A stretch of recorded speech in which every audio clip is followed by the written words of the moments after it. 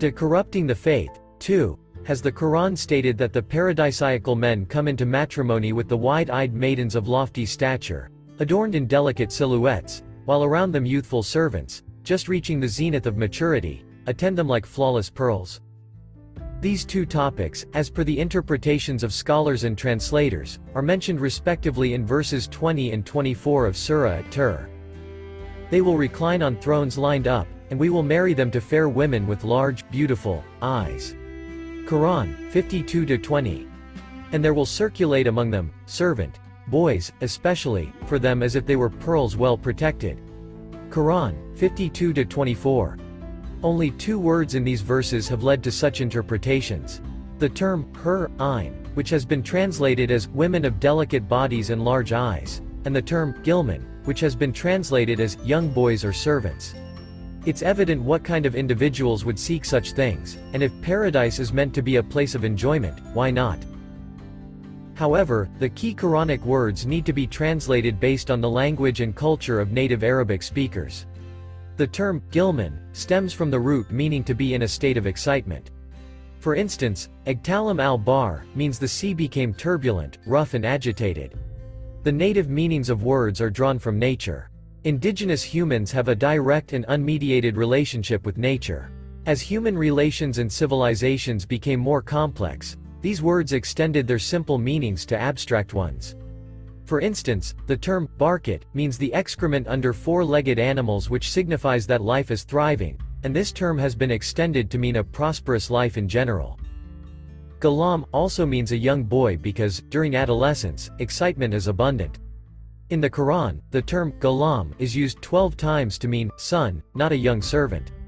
Whether the term ghulam meant servant at the time of Islam's emergence, we don't know, but the Quran has its own vocabulary. Nowhere in the Quran does ghulam mean young male servant or slave. Such connotations don't exist.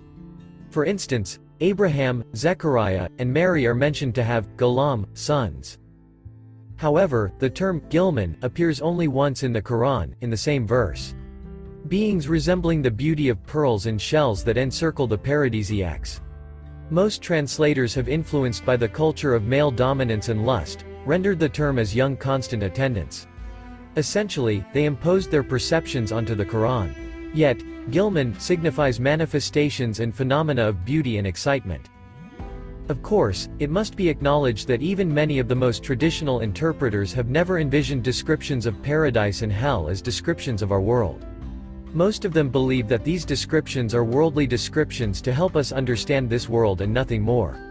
Our bodies are not the same, and the afterlife is not a material world like this one. Thus, descriptions of paradise are analogies. It means our scholars have asked, why does the Quran have to describe these worldly descriptions of your lustful male dominance? In verse 20 of the same chapter, the term hur-ain is used. This term has also been translated as women of delicate bodies and large eyes. However, again, this term is not used with this meaning anywhere else in the Quran, and it's unclear why paradise, which we are promised, has to be described this way. For example, the term Hawarian, disciples of Christ, comes from the same root as hur. It means the companions and followers of Christ. Furthermore, the Quran describes paradise for both men and women, not just men.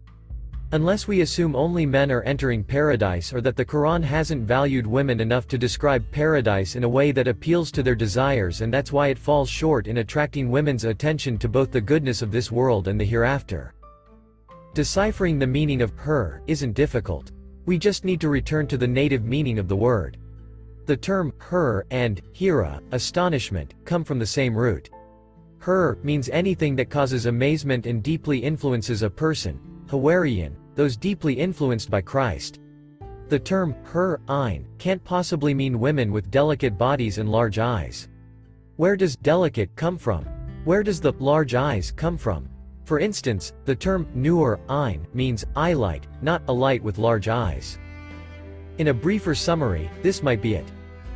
Gilman signifies phenomena of perpetual excitement, unaffected by aging or weariness. They retain their thrilling nature, and, based on the attraction of goodness, constantly evolve with righteous individuals. These manifestations are nurtured within the shell of paradise, just like pearls within a shell, a result of the eternal beauty of human ethical actions and thoughts, enveloping and deriving their existence from these individuals. Her, ein, signifies anything that astonishes the eye, accompanying the paradisiacs, as spouses, in the afterlife. Clearly, not everyone may comprehend these meanings, which is why the Quran has chosen the simple and native language for everyone's understanding. However, this language still allows for symbolic or analogical interpretations for those who wish to delve deeper into its meaning. In conclusion, the descriptions of paradise and hell in the Quran are imaginative portrayals in human language and a world beyond our transient world, aiming to draw the audience's attention to the transitory and unsatisfactory nature of worldly life and to compensate for goodness. It also asserts that death is not the end of human existence. In other parts of the Quran, it emphasizes that the afterlife is still being constructed, based on our good and bad deeds. These deeds, intentions, and thoughts are the enduring elements that become the foundations of our restoration and a different world. The Quran also insists that all these descriptions are trivial compared to the ultimate realm of satisfaction, tranquility, reassurance, and divine encounter.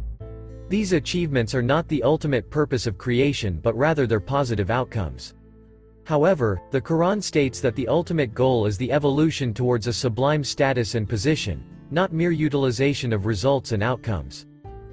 A status that doesn't conform to our worldly language. Allah has promised the believing men and believing women gardens beneath which rivers flow, wherein they abide eternally, and pleasant dwellings in gardens of perpetual residence. But the status of satisfaction granted from Allah is greater. It is that which is the great attainment. Quran, 9-72.